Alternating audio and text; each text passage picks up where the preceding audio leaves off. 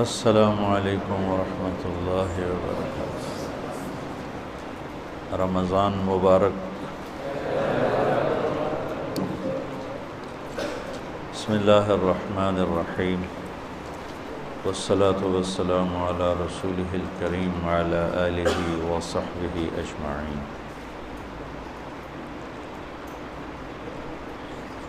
اس کو بند کرو، اس کا شور اس میں آئے گا۔ یہ پنکھا بند کرو۔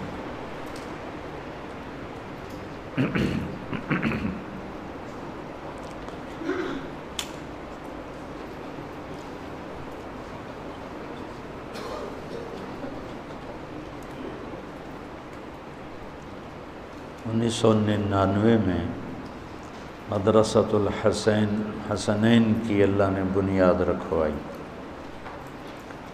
تو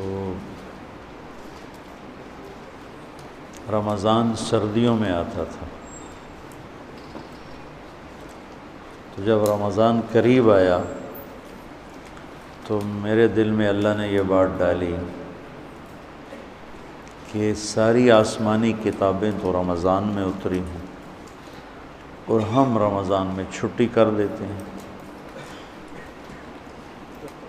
رمضان اور قرآن آپس میں جڑے ہوئے ہیں۔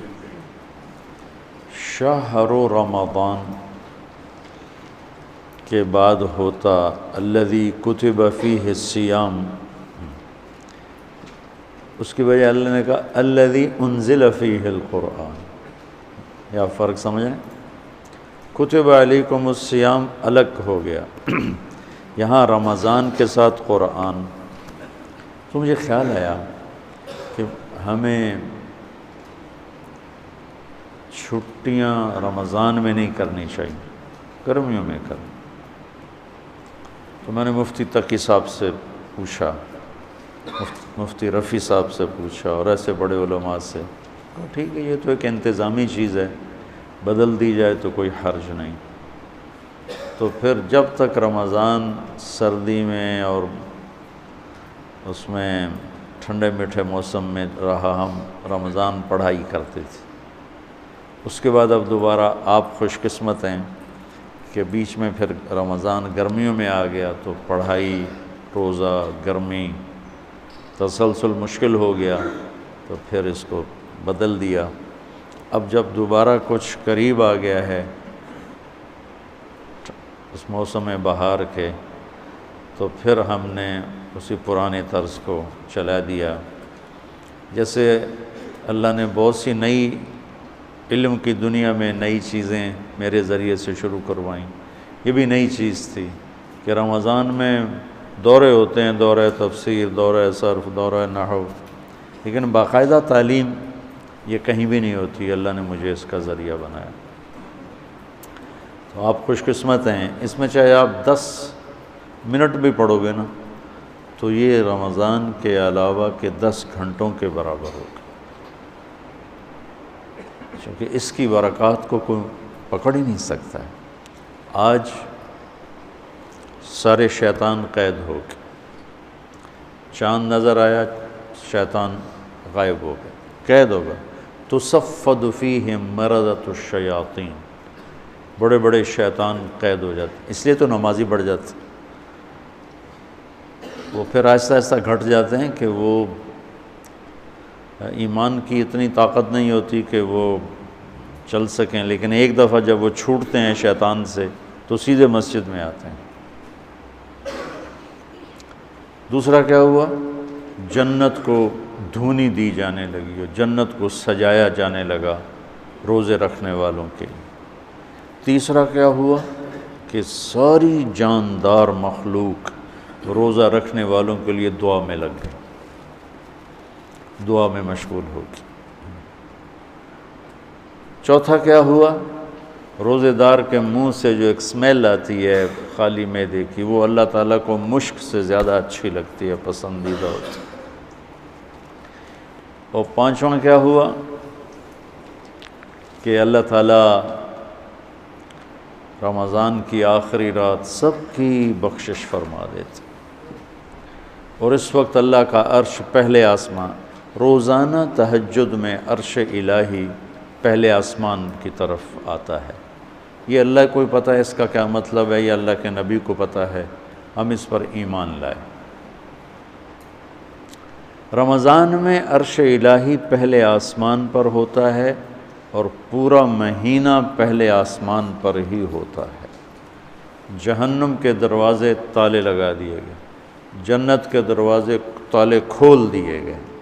پہلی امتوں کو ان باتوں میں سے ایک بات بھی نصیب نہیں تھی، ان کے لیے رمضان اور غیر رمضان ایک طرح تھا۔ فضیلت ملتی تھی، لیکن جیسے ہمیں اسپیشل خصوصی پیکج نہیں ہوتا، یہ فون والے پیکج نکالتے ہیں، تو میرے اللہ نے اس امت کے لیے خصوصی پیکج تیار کیا ہماری بخشش کے لیے۔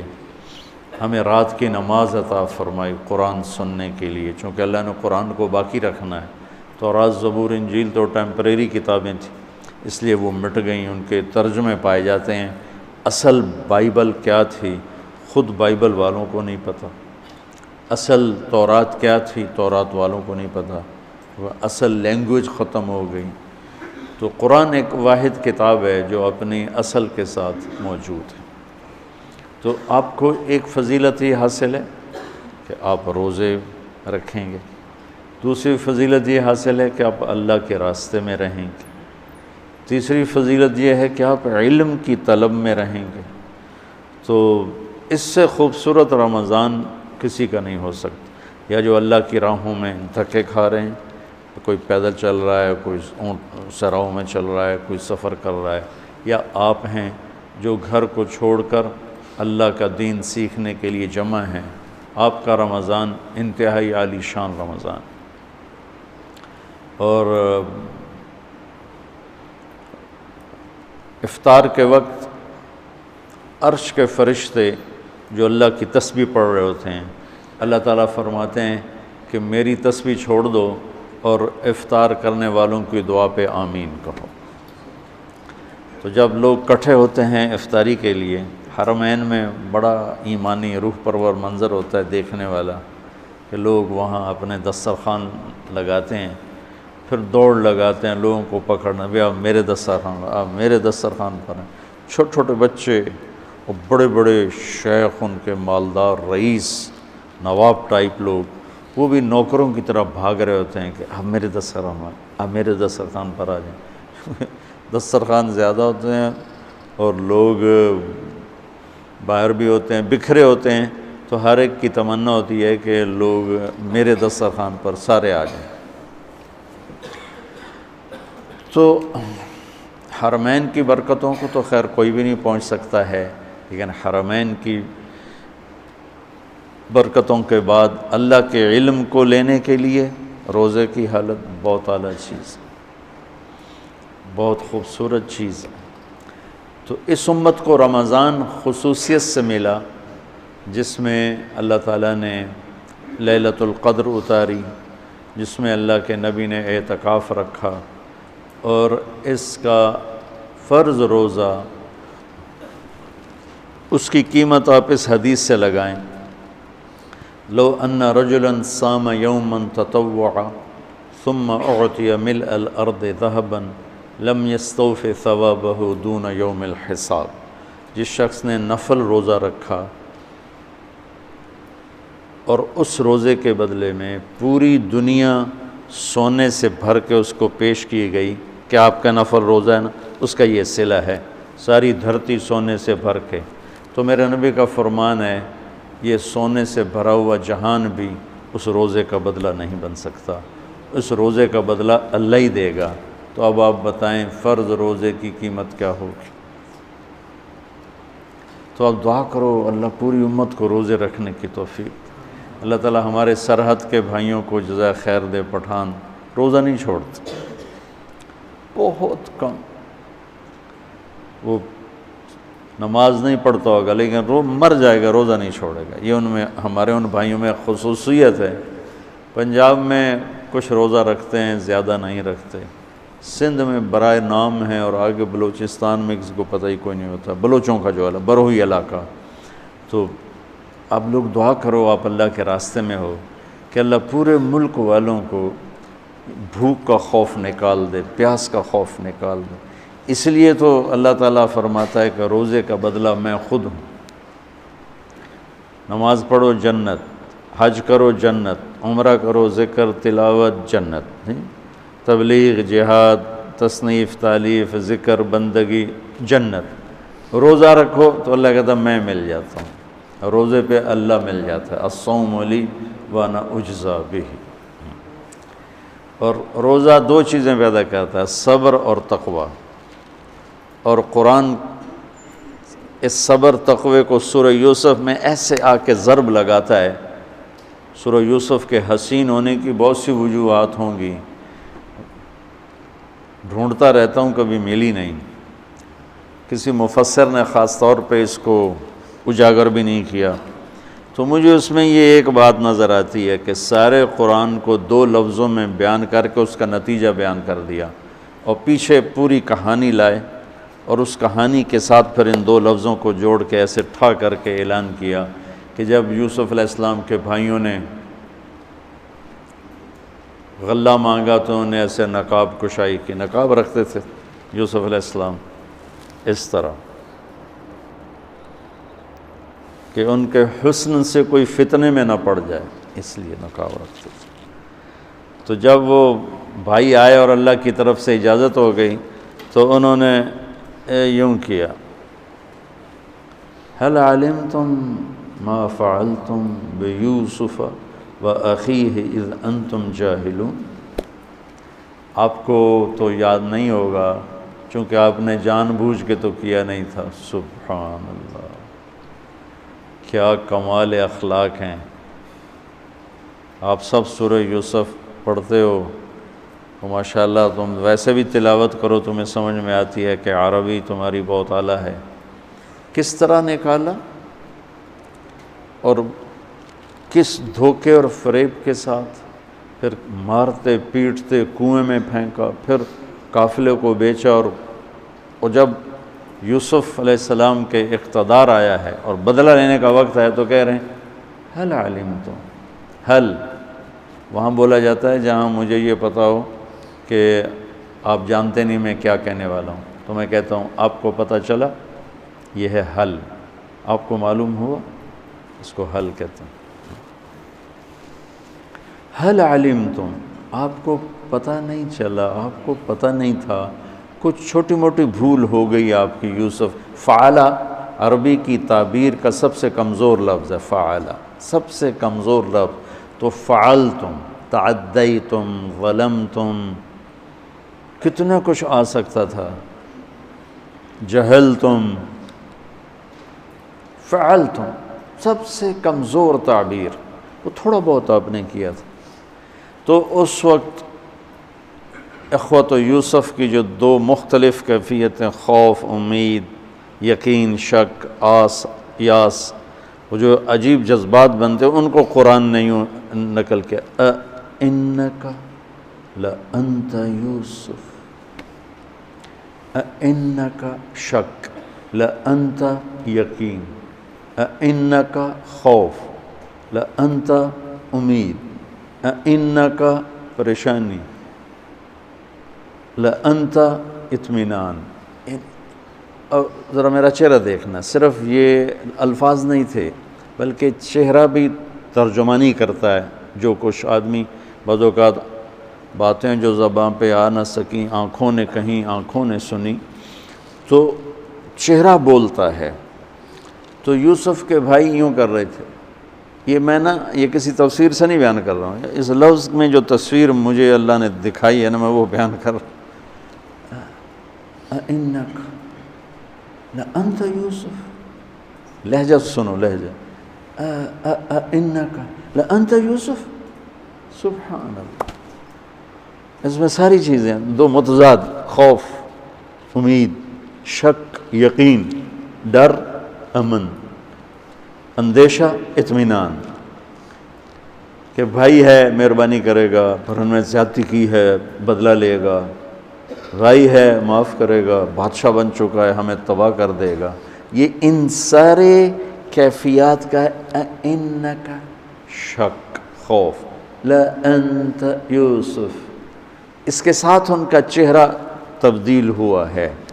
قال انا یوسف وہذا اخی قد من اللہ علینا انہ من یتق ویصبر فإن اللہ لا یضیع اجر المحسنین۔ جو تقوی اور صبر اختیار کرتا ہے اللہ اسے کبھی ضائع نہیں کرتا۔ یہ بات پتہ نہیں میں سمجھا سکوں کہ نہیں۔ اس انداز میں صبر اور تقوی کو لائے کہ پوری طاقت کے ساتھ آ کے دھماکہ کیا۔ سورہ یوسف کے حسن میں ایک یہ بھی خوبصورت حسن ہے کہ سارے قرآن کو نچوڑ کے یوں پیش کیا۔ روزہ کیا کرتا ہے؟ صبر بھی دیتا ہے، تقوی بھی دیتا ہے۔ یوسف علیہ السلام کا تقوی کیا تھا؟ زلیخا کا قصہ، اور صبر کیا تھا؟ 40 سال بھائیوں کی زیادتیوں کے بعد جب سامنے آئے تو کہا جاؤ معاف کیا۔ اور جب والدین آئے اور سارے بھائی ملے تو کیا کہا؟ لقد احسن بی اذ اخرجنی من السجن۔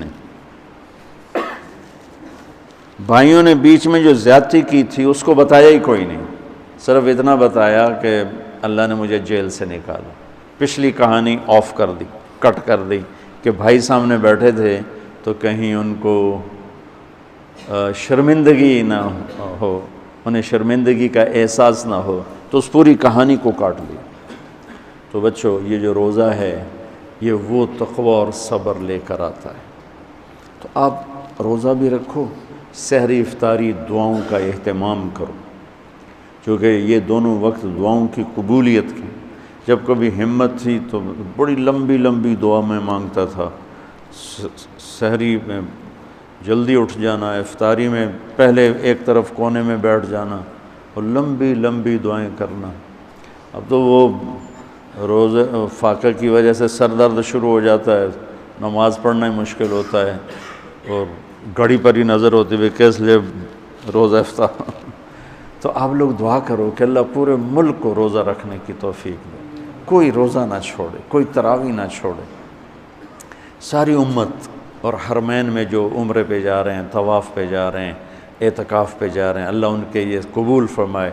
جو اللہ کے راستے میں جماعتیں پھر رہی ہیں، اللہ تعالیٰ ان کے سفر قبول فرمائے، اور اس رمضان کو پوری امت کی ہدایت کا اللہ تعالیٰ رمضان بنا دے۔ یہ قرآن کے اترنے کا مہینہ ہے، اس میں قرآن پڑھا جاتا ہے، اور اس امت کو اللہ نے یہ فضیلت بخشی ہے کہ انہوں نے اپنی کتاب کی حفاظت کی ہے، اور اس کی ابتدا اللہ نے سورہ فاتحہ سے فرمائی ہے۔ تو سورہ فاتحہ جبریل لے کر نہیں آیا، جبریل آپ کے پاس بیٹھے تھے، تو ایک دھماکہ ہوا، تو آپ نے فرمایا یہ کیا دھماکہ ہے؟ کہ یا رسول اللہ آج ایک دروازہ کھلا ہے جو پہلے کبھی نہیں کھلا، اور آج ایک فرشتہ آ رہا ہے جو آج تک زمین پہ نہیں آیا، اور ایک کلام لے کر آ رہا ہے جو آج تک کسی نبی پر نہیں آیا۔ تو وہ فرشتہ حاضر ہوا اور آپ کو 2 کلام پیش کیے، ایک سورۃ فاتحہ اور ایک سورہ بقرہ کا آخری رکوع، آمن الرسول سے لے کر آخر تک۔ ابشر بنورین، آپ کو 2 نوروں کی بشارت ہو، سورۃ فاتحہ اور سورہ بقرہ کا آخر رکوع۔ تو ہم تھوڑی سی بات سورہ فاتحہ پر کریں گے کہ میرے نبی نے فرمایا اوتیت المثانیہ مکان التورات والمائدہ مکان الانجیل والحوامیم مکان الزبور وفضلت بالمفصلات۔ میرے سب سے بڑی کتاب تورات تھی، سب سے بڑی، اٹھانا بھی مشکل تھا، اتنی بڑی کتاب تھی۔ میرے نبی نے کہا اللہ نے مجھے تورات کے بدلے میں سورہ فاتحہ دی، 7 آیات سورہ فاتحہ دی تھی۔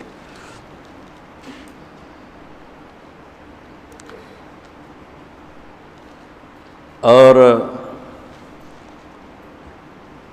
انجیل کے بدلے مجھے اللہ تعالیٰ نے سورہ مائدہ دے دی، انجیل سورہ مائدہ۔ حوامیم یعنی حامیم سے 7 سورتیں شروع ہوتی ہیں، 26ویں پارے سے وہ 25ویں پارے سے 24ویں پارے سے وہ شروع ہوتی ہیں اور 28ویں تک غالباً جاتی ہیں، 7 صورتیں کٹھی، حامیم حامیم حامیم حامیم۔ تو زبور کے بدلے اللہ نے مجھے حامیم عطا فرمائی، اور باقی قرآن کے ذریعے سے مجھے عزت اور فضیلت عطا فرمائی۔ سورہ فاتحہ امام راضی رحمۃ اللہ علیہ ایک دفعہ اپنے خطبہ میں فرمانے لگے کہ اس سے 10,000 مسائل نکلتے ہیں، تو بعض لوگوں نے ان کا مذاق اڑایا۔ وہ مذاق اڑانا تفسیر رازی کا سبب بنا، تفسیر کبیر کا، کہ فرمایا کہ جب انہوں نے میرا مذاق اڑایا تو میں نے اللہ کا نام لے کر قلم اٹھایا اور میں نے لکھنا شروع کیا۔ پہلی جلد سورہ فاتحہ پر ہے اور 10,000 مسائل اس بندے نے نکال کے پیش کیے ہیں امت کو۔ کبھی موقع ملے تو آپ پڑھ لینا۔ اور حضرت علی کا فرمان ہے، امام المتقین، حضرت علی کے بارے میں اللہ کے نبی نے فرمایا، من کنت مولاہ فعلی مولاہ، جس کا میں مولا ہوں علی اس کا مولا ہے۔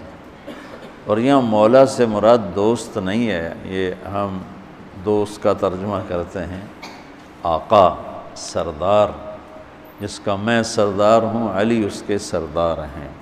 اس کے پیچھے ایک کافی پس منظر میں بہت سی چیزیں ہیں، ان کی صفائی کرنے کے لیے میرے نبی نے غدیر خم پر یہ حدیث بیان فرمائی خطبے میں کہ جس کا میں مولا ہوں اس کا علی مولا ہے۔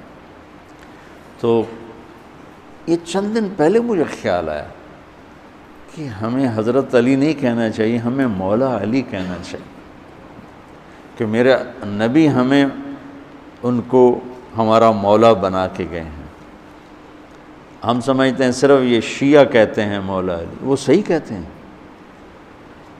من کنت مولاہ فعلی مولاہ۔ آپ سب کے چہروں پہ میں حیرانی دیکھ رہا ہوں،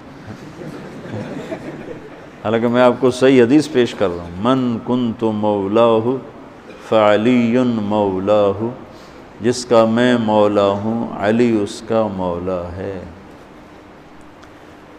تو میں اب حضرت علی نہیں کہتا، میں کہتا ہوں مولا علی، کہ ان کا حق ہے۔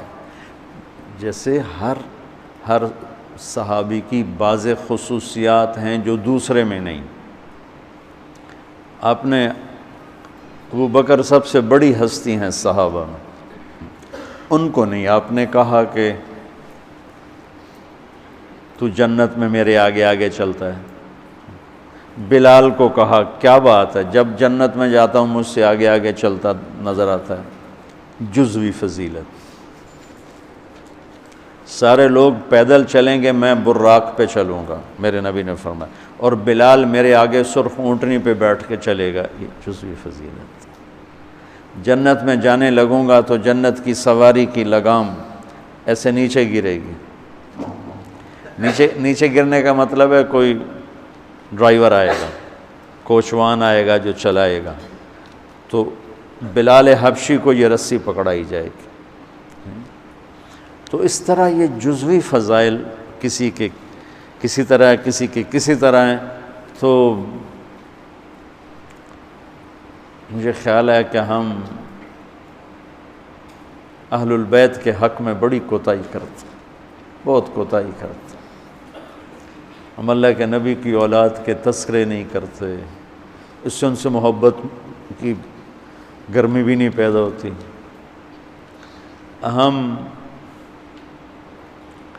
تم میری اولاد کی برائیاں میرے سامنے شروع کر دو تو تم مجھے اچھے لگو گے، اور میرے سامنے آ کر میری اولاد کی تم تعریف شروع کر دو، چاہے مجھے پتہ بھی ہو جھوٹی تعریف کرنا، تو بھی میرا دل خوش ہو جائے گا۔ تو ہم نے نا اللہ کے نبی کے گھرانے کے بارے میں بہت کوتاہی کی ہے، بہت کوتاہی کی۔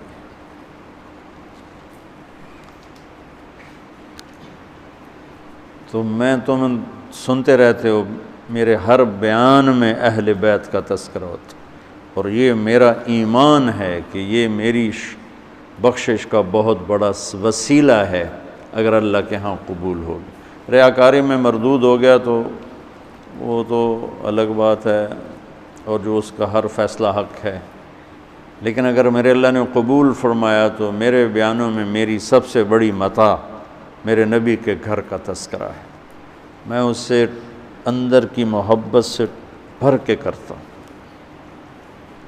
اور اپنی کوتاہی پر اور امت کی کوتاہی پر استغفار کرتا ہوں کہ ہم نے اپنے نبی کی اولاد بھلانا تو کیا ہے، 60 سال میں کیا کر دیا، ذبح کر کے رکھ دی۔ مجھے حیرت ہوتی ہے کہ نبی کا نواسہ ہو اور ادھر سارے نامراد سور قسم کے انسان ہوں، اور پھر ان کے پیچھے لگ کے نبی کے نواسے کو ذبح کر دیا جائے، کچھ سمجھ میں نہیں آتی۔ شاید اللہ ان کے عالی شان مقام طے کر چکا تھا۔ جب وہ سب ساتھیوں نے کہا نا کہ اب واپس چلیں، وہاں ابن زیاد آ چکا ہے، واپس چلیں، تو فرمایا کہ نہیں، مجھے جانا ہے۔ ان کا تم موت دیکھ رہے ہو، کیوں جا رہے ہو؟ کہا مجھے میرے اللہ کے نبی خواب میں ملے ہیں، انہوں نے مجھے کچھ بات فرمائی ہے، لہذا مجھے جانا ہی جانا ہے۔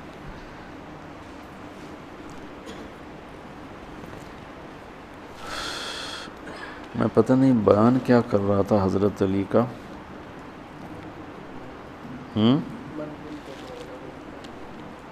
میں اس پر کوئی بات کہنا چاہتا تھا۔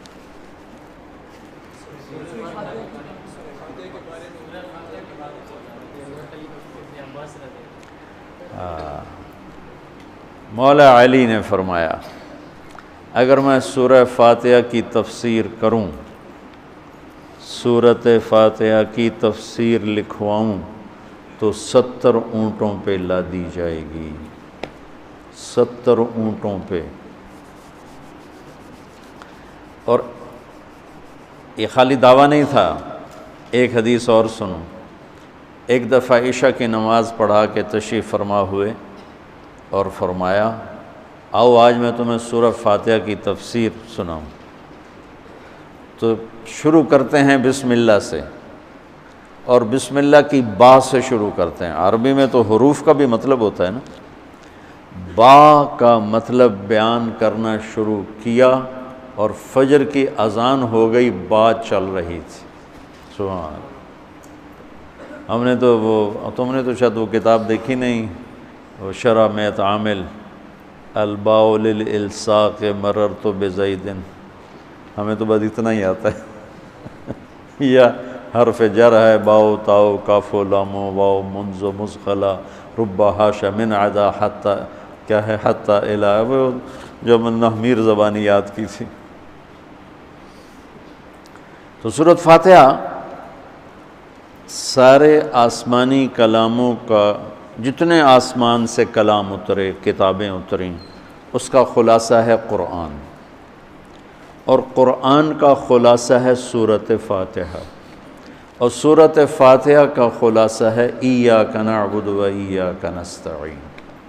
ایک اور طرح، سارے آسمانی کلاموں کا سردار ہے قرآن، اور قرآن کا سردار ہے سورۃ بقرہ، اور سورۃ بقرہ کا سردار ہے آیت الکرسی، اللہ لا الہ الا ہو۔ تو آسمانی علوم کا خلاصہ قرآن، اور قرآن کا خلاصہ سورۃ فاتحہ، اور سورۃ فاتحہ کا خلاصہ ایاک نعبد و ایاک نستعین۔ یا اللہ صرف تیری بندگی، یا اللہ صرف تجھ سے مدد، ایاک سارے طرفوں سے، وَإِذَا سَأَلْتَ فَاسْأَلِ اللَّهِ وَإِذَا اسْتَعَنْتَ فَاسْتَعِنْ بِاللَّهِ ایاک، کہ یا اللہ صرف تیری بندگی، اور یا اللہ صرف تجھی سے مانگنا، تیرے آگے جھولی ہے، دنیا بھی اسی سے مانگنی ہے اور آخرت بھی اسی سے مانگنی ہے۔ اللہ نے ہمیں دنیا پہلے سکھائی، آخرت بعد میں سکھائی۔ ربنا آتنا فی الدنیا حسنۃ وفی الآخرۃ حسنۃ وقنا عذاب النار۔ تو سارے آسمانی کتابوں کا خلاصہ یہ ایک جملہ ہے، ایاک نعبد۔ اور بندگی صرف نماز نہیں، بلکہ پوری زندگی اللہ کی چاہت میں گم ہو جائے، ڈھل جائے، اور ہر ضرورت میں اللہ کی طرف ہاتھ اٹھے، مخلوق کی طرف ہاں ایک ہوتا ہے ایک دوسرے کی مدد کے لیے، وہی اپنا ٹریکٹر دینا، یار میری جو ہمارے ہاں ہم نے اپنی مثال دینی، جب ایک دم زمین تیار کرنے کا وقت آتا ہے تو وہ 3 ٹریکٹر بھی کافی نہیں ہوتے، تو ہم کہتے ہیں جی ذرا اپنا ٹریکٹر بھیج دینا، ایک ہی دن میں ہماری زمین ساری تیار ہو جائے۔ یہ ایک دوسرے کی امداد باہمی ہے۔ مدد جہاں انسان بے بس ہے، صرف اللہ ہی کر سکتا ہے، ان چیزوں میں اللہ کے سامنے جھولی پھیلانا، اسی کو پکارنا، اسی کے آگے ہاتھ پھیلانا اور اسی کے آگے سر جھکانا۔ حنین میں صحابہ جیسی ہستیوں نے کہا آج ہمیں کوئی نہیں ہرا سکتا، ہم بہت زیادہ ہیں۔ اللہ نے ایک حلے میں اڑا کے سب کو کہاں سے کہاں بھگا دی۔ لن نغلب من قلۃ، آج ہمیں کوئی نہیں ہرائے گا۔ تو پہلے حملے میں ہی قدم اکھڑے اور صرف 88 آدمی اللہ کے نبی کے ساتھ رہ گئے، 12,000 بھاگ گئے۔ پھر یوم حنین اذ اعجبتکم کثرتکم فلم تغن عنکم شیئا۔ تو میرے عزیزو، سورۃ فاتحہ پورے قرآن کی چابی ہے، تمہید ہے۔ قرآن توحید بتاتا ہے، رسالت بتاتا ہے، آخرت بتاتا ہے۔ سورۃ فاتحہ میں توحید بھی ہے، رسالت بھی ہے اور آخرت بھی ہے۔ الحمدللہ رب العالمین الرحمن الرحیم مالک یوم الدین۔ الرحمن الرحیم تک اللہ کی ذات صفات توحید ہے، مالک یوم الدین جزا سزا اور آخرت ہے، ایاک نعبد و ایاک نستعین یہ مقصد زندگی ہے، اہدنا الصراط المستقیم یہ طلب ہے زندگی کی، سب سے بڑی طلب ہدایت ہے، الصراط الذین انعمت علیہم یہ رسالت کہ جن پر تیرا انعام ہوا، اولئک مع الذین انعم اللہ علیہم من النبیین والصدیقین والشہداء والصالحین وحسن اولئک رفیقا۔ تو سورۃ فاتحہ کو مجھے کوئی یاد پڑتا ہے، ایک دفعہ میں کہیں پڑھا تھا کہ اللہ اپنی ذات کو اتنے خوبصورت انداز میں بیان کرتا ہے، الحمدللہ رب العالمین الرحمن الرحیم مالک یوم الدین۔ یہ تو غیب کے صیغے کے ساتھ بات ہو رہی، لیکن اللہ اپنی ذات کو اس قدر خوبصورت انداز میں بیان کرتا ہے کہ ان 4 لفظوں میں اللہ سامنے آ جاتا ہے، تو سننے والا اللہ کو سامنے دیکھ کر کہتا ہے ایاک نعبد، تیری ہی بندگی کرتے ہیں، وَإِيَّاكَ نَسْتَعِينُ تجھ سے مانگتے ہیں، کیونکہ اللہ کو دینے کے لیے کہیں سے مانگنا نہیں پڑتا۔ وہ میں تھا گاؤں میں، تو ایک ہمارا رشتہ دار برادری میں نے سب سے دوستی لگا کے رکھی، سب سے ملتا ہوں۔ مجھے کہنے لگا طارق میاں بندہ تو بڑا چنگا ہے اور تو وابیاں نہ رل گئے کیا وابی کون ہوندے؟ کہ جڑے پیرانو نہیں مندے، ہے کہ پیرانو تو سارے مننے ہیں، اللہ دے ولیاں دا کوئی انکار ہے بھلا؟ ہاں اے آنے ہے بھئی پیر پتر نہیں دے سکدا تو پیر دعا دے سکدا ہے، پتر تو اللہ دیندہ ہے کہ ایہ تا گل ہر پیر صاحب دا کوٹا ہے اللہ کو لوگ بھی چلائے کے دے دیندہ، سمجھو؟ ہر پیر صاحب کا کوٹا ہے، اس کوٹے میں سے اللہ سے لے کر دے دیتا ہے۔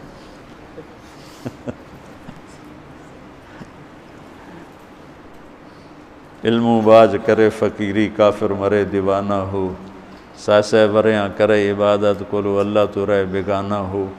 سلطان باہو رحمۃ اللہ علیہ کے 2 بول ہیں۔ تو ابراہیم علیہ السلام نے آگ میں جاتے ہوئے جبریل اور ہوا کے فرشتوں کو کہہ دیا تھا اما الیک فلا واما الی اللہ فنعم ایاک نعبد و ایاک نستعین۔ اللہ تعالیٰ نے اپنی ذات کو اس خوبصورت انداز میں پیش کیا کہ جیسے ہم اللہ کو دیکھ کر کہہ رہے ہیں ایاک نعبد و ایاک نستعین، اللہ صرف تیری بندگی کریں گے، یہ سر اور کہیں نہیں جھکے گا، اور یا اللہ صرف تجھ سے مانگیں گے اور کسی سے نہیں مانگیں گے۔ قرآن وہ میں نے پہلے ایک مثال سے بتا دیا، یہ استعانت بالغیر نہیں ہے، بھائی مجھے قرض چاہیے اب مجھے 1 لاکھ روپیہ دے دیں، یہ اس میں نہیں آتا ہے۔ میرے نبی قرضہ اٹھاتے تھے، میرے نبی نے جنگ کے لیے تلوار اٹھائی، زرہ پہنی، اسباب کی دنیا ہے، اسباب کا اختیار کرنا اور چیز ہے، اور جن چیزوں میں اللہ کے سوا کوئی کرنے والا نہیں وہ لوگوں کے سامنے ہاتھ پھیلا دینا۔ ہم لیا گئے تو وہاں ایک پیر جگی گدی تھی، تو ان کے پیر صاحب سے ملاقات کی، انہوں نے بہت محبت کی، تو ہم فاتحہ پڑھنے گئے تو وہاں ان پڑھ عورتیں بیٹھے، پیر جگی پتر دیویں آ، پیر جگی پتر دیویں آ۔ اللہ ان کو معاف کر دے گا، ان کو پتہ ہی کوئی نہیں ہے کہ پتر کون دیتا ہے، وہ سمجھے پیر ہی دیتا ہے، پیر جگی پتر دیویں آ۔ تو استعانت صرف اللہ سے۔ اگر آپ نماز کی عادت ڈال لو نا، آپ پڑھتے ہو لیکن ہر حاجت میں مصلی پہ آ جاؤ، پھر آپ کو ایاک نستعین کا مزہ آئے گا۔ اپنی حاجت نماز کے ذریعے اللہ کے سامنے رکھو۔ ایک بدو طواف کر رہا تھا، یا اللہ تجھے پتہ ہے نا میں بھی بھوکا ہوں اور میری اونٹنی بھی بھوکی ہے، اور مجھے کھانے کو میرے بچے بھی بھوکے اور میں بھی بھوکا۔ ایک آدمی ساتھ سن رہا تھا تو اس نے جلدی سے اپنے تھیلی نکالی درہموں کی، کہ میرے بھائی قبول فرما، کا پیچھے ہٹ، تو اس سے لینا ہوتا تو اس کے گھر میں آتا، جس کے گھر آیا ہوں اسی سے لینا، چل چل مجھے نہیں چاہیے۔ وہ طواف سے فارغ ہوا تو اعلان ہوا فلاں ابن و فلاں کہاں ہے، تو یہ خود تھے، کہا جی میں ہوں، کہا آپ کے چچا کا انتقال ہوا ہے تو انہوں نے اپنی ساری وراثت آپ کے نام کر دی ہے، چونکہ ان کی اولاد کوئی نہیں تھی۔ تو 1 منٹ میں اللہ تعالیٰ نے قبول فرمائی۔ ہشام بن عبد الملک اور سالم بن عبداللہ بن عمر بیت اللہ کا طواف فرما رہے تھے، تو ہشام نے کہا سالم کوئی ضرورت تو بتاؤ، تو وہ کہنے لگے اللہ کے گھر میں ہو کر میں اللہ کو نہ بتاؤں تمہیں بتاؤں، کتنے شرم کی بات۔ تو ہشام چپ ہو گیا۔ ہشام بادشاہ تھا بنو امیہ کا۔ تو جب دونوں باہر نکلے تو ہشام نے کہا اچھا اب تو بولیے، کوئی ضرورت بتائیں۔ تو سالم بن عبداللہ بن عمر، حضرت عمر کے پوتے، کہنے لگے کیا بتاؤں، دنیا کی یا آخرت کی؟ وہ کہنے لگا دنیا کی بتاؤ، آخرت کی میں کیا پوری کروں گا؟ تو وہ کہنے لگے دنیا تو کبھی اللہ سے نہیں مانگی، تجھ سے کیا مانگا؟ ما سألت من یملکھا فکیف من لا یملکھا، جو دنیا کا شہنشاہ ہے، دنیا تو اس سے کبھی نہیں مانگی، تم سے کیا مانگوں گا؟ تو میرے عزیزو، سارے قرآن کا خلاصہ یہ 2 لفظ ہیں، ایاک نعبد۔ امت اللہ کے سامنے سر جھکا دے، ہر حرام چھوڑ دے، ہر حلال پہ آ جائے۔ بندگی صرف نماز نہیں ہے، بازار کی بندگی کیا ہے؟ سچائی، ناپ تول کا پورا ہونا، وعدے کو وفا کرنا، کھوٹ ملاوٹ سے بچنا، یہ بازار کی عبادت ہے۔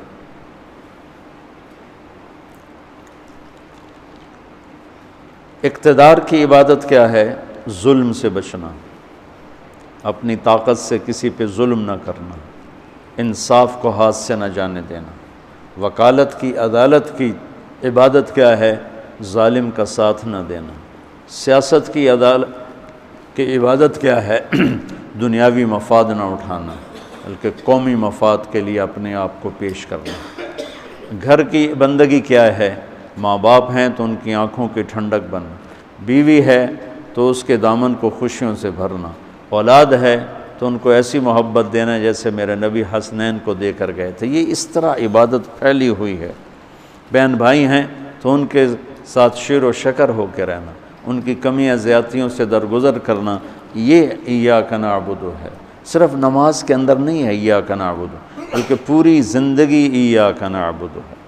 تو میں کہا کرتا ہوں سچائی، دیانتداری اور انصاف، یہ 3 چیزیں اگر آپ کے اور میرے اندر ہیں تو ہماری پوری زندگی عبادت بن جائے گی، پوری زندگی بندگی بن جائے گی۔ وَإِيَّاكَ نَسْتَعِينُ، جب اس کے سامنے سر جھکاؤ گے پھر ہاتھ اٹھاؤ گے تو مزہ بھی آئے گا، مانگنے کا بھی، اس کے دینے کا بھی۔ اس کو کون سا کہیں سے لینا پڑتا ہے؟ جو وہ نباتہ بن یزید نخی رحمۃ اللہ علیہ، تابعین میں سے ہیں، اللہ کے راستے میں جا رہے تھے، گدھا مر گیا تو نیچے اتر کے 2 نفل پڑھ کے کہنے لگے یا اللہ تو بے نیاز ہے، تجھے تو کسی چیز کی ضرورت نہیں اور میں تو مسافر ہوں، مجھے اس کی ضرورت ہے، اسے زندہ کر، اور ایک چھڑی ماری، قم بِإِذْنِ اللہ، گدھا اچھل کے کھڑا ہو گیا۔ اور امام شافعی نہیں شعبی فرماتے ہیں کہ میں نے اس گدھے کو دمشق کے بازار میں فروخت ہوتے دیکھا، اور وہ نباتا پہلے فوت ہوئے، کھوتا بعد وچ مریا، ایسی دعا قبول ہوئی۔ تو انشاءاللہ تھوڑا تھوڑا اس کو لاتے رہیں گے، آج بس اتنا ہی کافی ہے کہ تھوڑا سورۃ فاتحہ میں چند ایک مضامین۔ ایک ہدایت ہے، ہدایت ہدا اس چٹان کو کہتے ہیں جو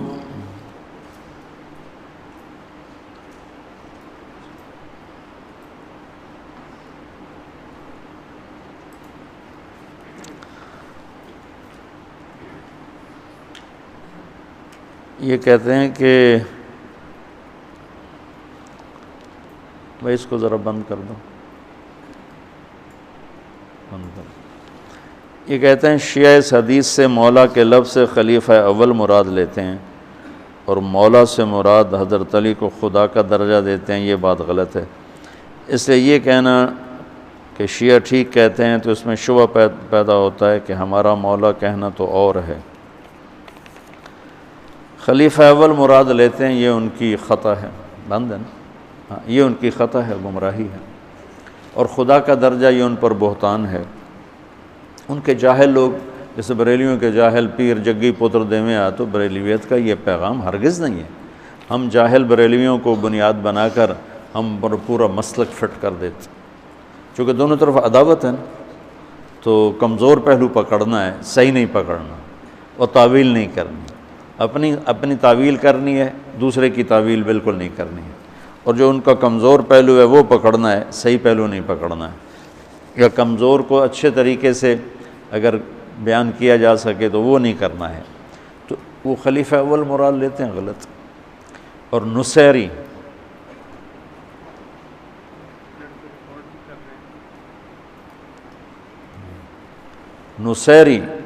نصیری جو یہ ہے آپ کا شام کا صدر بشار، نصیریہ میں حضرت علی کو خدا کا درجہ دیتے ہیں اور اس کو شیعہ بھی رد کرتے ہیں، ان کو کفر کا درجہ دیتے ہیں ان کے۔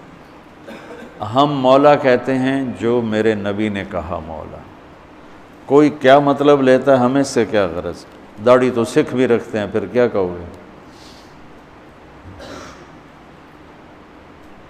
داڑھی نہیں رکھتے ہیں، اور جو ملک شام کے قسیسین اور رہبان ہیں پوری داڑھی رکھتے ہیں، پورے بال رکھتے ہیں، تو ان کے بہت سے کلپس میں نے دیکھے ہوئے ہیں۔ جو روم کے رہبان ہیں وہ کلین شیو ہیں، جو بیت المقدس کے رہبان ہیں وہ لگتا ہے جیسے ہم اگر اس صلیب گلے میں نہ ہو تو لگے کوئی بہت بڑے علامہ جا رہے ہیں۔ تو جب میرے نبی کہہ رہے ہیں من کنت مولاہ فعلی مولاہ، اس کے بعد کوئی تعویل کی گنجائش ہی کوئی نہیں، ہم اسی معنی میں لیتے ہیں جو صحیح معنی ہے۔ ہم نے صحیح معنی میں لینا چھوڑ دیا، انہوں نے غلط میں لے لیا۔ آپ صحیح معنی میں لیتے تو وہ غلط میں کم جاتے۔ تو بچوں، تعصب کوئی اچھی چیز نہیں ہے۔ جتنا کوئی گمراہ ہونا اتنا اس سے ہمدردی ہونی چاہیے کہ یا اللہ یہ جہنم میں چلا جائے، اسے کسی طرح اس کو بچا دے۔ انور شاہ صاحب ٹرین پہ چڑھنے لگے تو ایک سکھ اترا، تو شاہ صاحب نے کیا ہائے، تو وہ کہتا ہے مولوی جی کیوں ہے؟ تو شاہ صاحب نے کہا ایسا خوبصورت چہرہ جہنم میں جلے گا، اس نے وہیں کلمہ پڑھ لیا۔ یہ مقصود ہے وراثت علم، وراثت انبیاء میں یہ درد ہے، وراثت انبیاء۔ کہ جو جتنا دین سے دور ہے اتنا اس سے محبت کرو کہ بچ جائے، کہیں جہنم سے بچ جائے۔ اللہ کے نبی نے آخری حد تک ابو جہل کی اتنی منتیں کی کہ ابو جہل کہنے لگا بس کرو، حل انت منتہن، بس کرو، میں قیامت کے دن گواہی دے دوں گا کہ تو نے اپنے رب کا پیغام ہمیں سنا دیا تھا۔ محبت تو ہمارے نا علمی اور دینی حلقوں میں، میں وہ لاسانی سرکار ہیں کوئی، مجھے تو نہیں پتہ کون تھے، اتنا تھا کہ وہ رکشوں کے پیچھے ان کے فوٹو لگے ہوتے تھے، اور لاسانی سرکار، تو مجھے پتہ چلا ان پہ قاتلانہ حملہ ہوا، میں ان کو پوچھنے چلا گیا، جو میرے اوپر بکواس شروع ہوئی سوشل میڈیا پر، یعنی اتنا سیرت سے ہم دور ہو گئے ہیں کہ نبی ابو جہل جیسوں کی منتیں کر رہا ہے، اور یہ کہتے ہیں یہ بدعتی کے پاس چلا گیا، دیوبندی ناراض، بریلوی ناراض، بدعتی کے پاس چلا گیا۔ ارے بھائی میں بدعتی کے پاس دعوت کی نیت سے گیا ہوں۔ ثم انی دعوتہم جہارا ثم انی اعلنت لہم واسررت لہم اسرارا۔ تم دیکھو تو صحیح انبیاء کا طرز کیا ہے اپنی قوم کے بارے میں۔ وَإِنِّي كُلَّمَا دَعُوتُهُمْ لِتَغْفِرَ لَهُمْ جَعَلُوا أَصَابِعَهُمْ فِي آذَانِهِمْ وَاسْتَغْشَوْا ثِيَابَهُمْ۔ ایسے آدمی سے کوئی بات کر سکتا ہے ہمت؟ چلو تم سبق میں یوں کر دو مولوی شاہد کے سامنے، دیکھو تمہارا کیا حال کرتا ہے۔ یقین مانو میں نوح علیہ السلام کی ہوئے کیا جگر تھا، یوں لوگ بیٹھے یوں۔ اب پرسوں ترسوں وہاں بیان تھا نا شاکوٹ، تو اندر بیان تھا گھٹن، گرمی، اوپر سے سپیکر خراب ہو گیا، میں بولوں تو ادھر سے آواز آئے، آواز نہیں آ رہی، پھر چپ ہو جاؤں، پھر بولوں تو ادھر سے آواز نہیں آ رہی۔ مجھے اتنا غصہ چڑھا، میں سب کی پٹائی کروں جنہوں نے یہاں ممبر رکھا، اور مجھ سے بولا نہیں گیا، اور میں نے پنجابی میں کہتے کھچ تو کے، تو میں نے وہ کھینچ کھانچ کے 1.25 گھنٹہ پورا کیا کہ میرا من چل ہی نہیں رہا تھا کہ میں کوئی یہاں بات کروں۔ ہوا کہ مجمع طلب والا بیٹھا ہے، یوں کر کے بیٹھا ہے، سپیکر خراب تھا، حبس اور گرمی شدید تھی، تو میرا میٹر گھوم گیا۔ تو میں قربان جاؤں اس رسول پر جو ایسے لوگوں کو دعوت دیتا تھا۔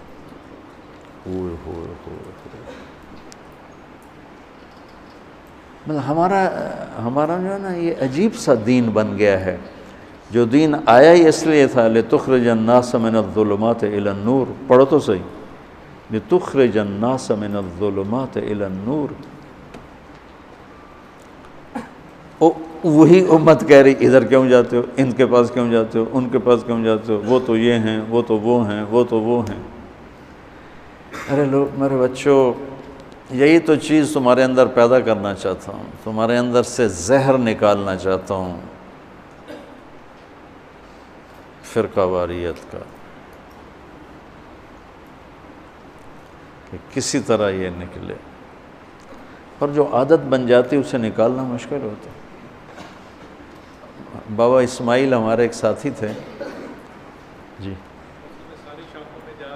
اچھا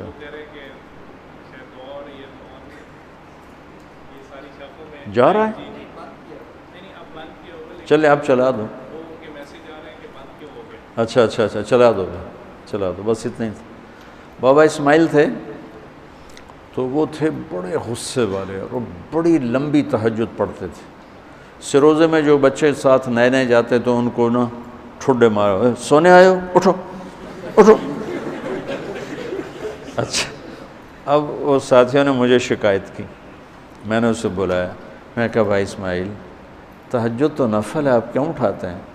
کہا تو پھر آئے کیوں ہیں اور اللہ کے راستے میں نے کہا وہ تو ابھی دین سیکھتے پھر رہے ہیں۔ کہا وہ جہنم میں جائیں گے اگر رات کو نہیں اٹھیں گے تو۔ میں نے کہا یہ تو میرے ذمہ، میرے کھاتے میں ڈال دے، تو مہربانی کر کچھ نہ کہا کر، چلو ٹھیک ہے تیرے کھاتے ڈالتا ہوں۔ پھر میں نے کہا بھائی دیکھو اٹھانا نہیں، قطع نہیں اٹھاتا۔ اب وہ تو وعدہ کر لیا، اب عادت بن چکی ہے، لہذا اٹھتے ہی دروازے کو ٹھا کر کے کھولتے تو اور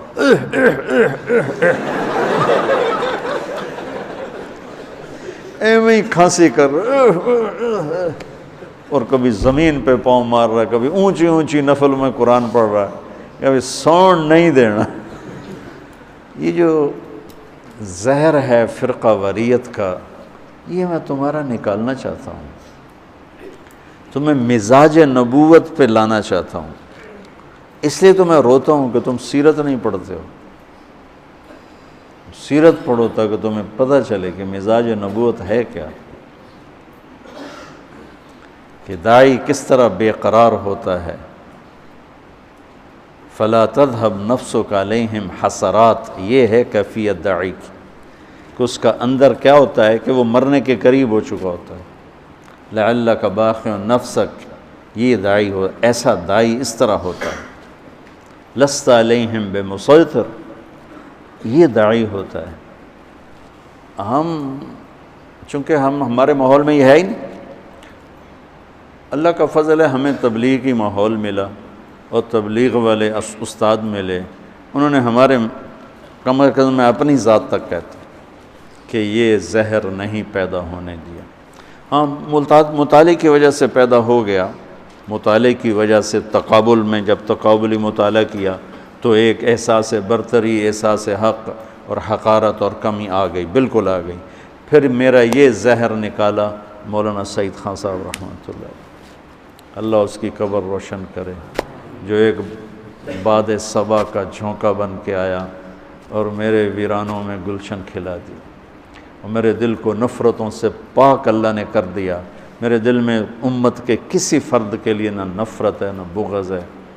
مجھے اتنا ستایا گیا ہے تبلیغ میں جس کی انتہا کوئی نہیں، اور جتنے ستانے والے ہیں سب سے میرا دل صاف ہے، سب سے میں ملتا ہوں، وہ نہ ملیں تو الگ بات ہے، میں سب سے ملتا ہوں۔ تو میرے عزیزو کھلا دل رکھو، اپنے اوپر کوئی چھاپ نہ لگاؤ سوائے محمدی، سوائے محمدی چھاپ، کوئی چھاپ نہیں، کہ ہم محمدی ہیں، ہم مومن ہیں، ہم مسلم ہیں، ہم ایمان والے ہیں۔ یہ میری آپ کی پہچان ہے، اس پر چلو گے تو آپ کا نفع ہے، ورنہ ہزاروں علماء فارغ ہوتے ہیں، کہاں چلے جاتے ہیں؟ ہزاروں سال نرگس اپنی بے نوری پہ روتی ہے، بڑی مشکل سے ہوتا ہے چمن میں دیدہ ور پیدا۔ اللہ اقبال کی خبر روشن کرے۔ میں چاہتا ہوں دیدہ ور، تم لوگ دیدہ ور بنو، وہ مولوی نہ بنو جنہیں اس سے نفرت، اس سے نفرت، اس سے بائیکاٹ، اس سے بائیکاٹ، ایں دے نال سنگھ پہا، ایں دے نال سنگھ پہا۔ اس کا انجام سوائے امت کی تباہی کے اور کچھ بھی نہیں۔ تو چلو آج کی مجلس اتنی کافی ہے، اللہ نے چاہا تو کل پھر تھوڑی دیر کے لیے بیٹھیں گے۔ اب کوئی حدیث مجھے پڑھ کے سنا دو، تاکہ مشکات کی حدیث سنا دو کوئی، تاکہ حدیث کا بھی بیچ میں تھوڑا ہو جائے۔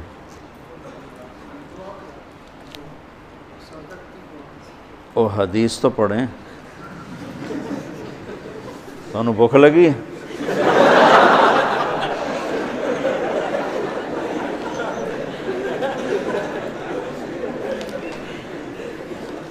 کیا ہے؟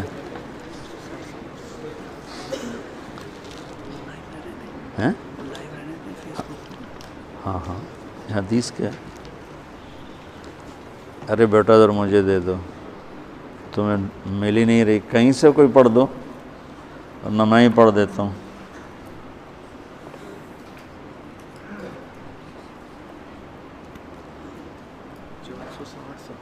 چار سو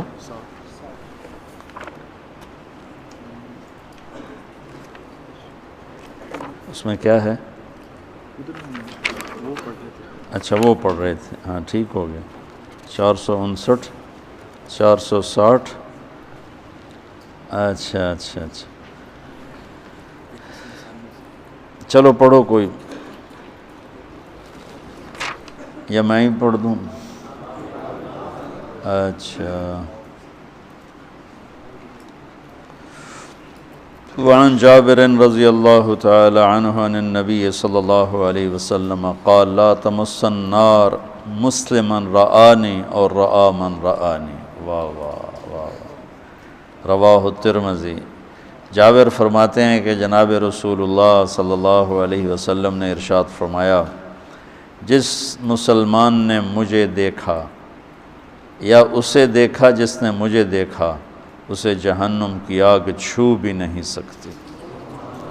سبحان اللہ سبحان اللہ سبحان سبحان. عن انس رضی اللہ تعالی عنہ قال قال رسول اللہ صلی اللہ علیہ وسلم مثل اصحابی فی امتی کالملح فی الطعام ولا يصلح الطعام الا بالملح. قال الحسن فقد ذهب ملحنا فكيف نصلح. انس فرماتے ہیں کہ جناب رسول اللہ صلی اللہ علیہ وسلم نے فرمایا کہ میرے صحابہ کی مثال امت میں نمک کی طرح ہے، کھانے میں نمک کی طرح، اور کھانا اسی وقت صحیح ہوتا ہے جب اس میں نمک ڈالا جائے. حسن بصری فرمایا کرتے تھے نمک تو چلا گیا، اب اصلاح کہاں سے ہوگی. عن عبداللہ ابن بریدۃ عن ابیہ قال قال رسول اللہ صلی اللہ علیہ وسلم ما من احد من اصحابی یموت بارض الا بعث قائدا ونورا لهم یوم القیامہ. عبداللہ بن برید اپنے والد سے روایت کرتے ہیں کہ جناب رسول اللہ صلی اللہ علیہ وسلم نے فرمایا میرا صحابی دنیا کے جس خطے میں مرے گا قیامت کے دن وہ اس خطے سے قائد بن کر اٹھے گا اور نور بن کر اٹھے گا قیامت کے دن. سبحان. چلیں.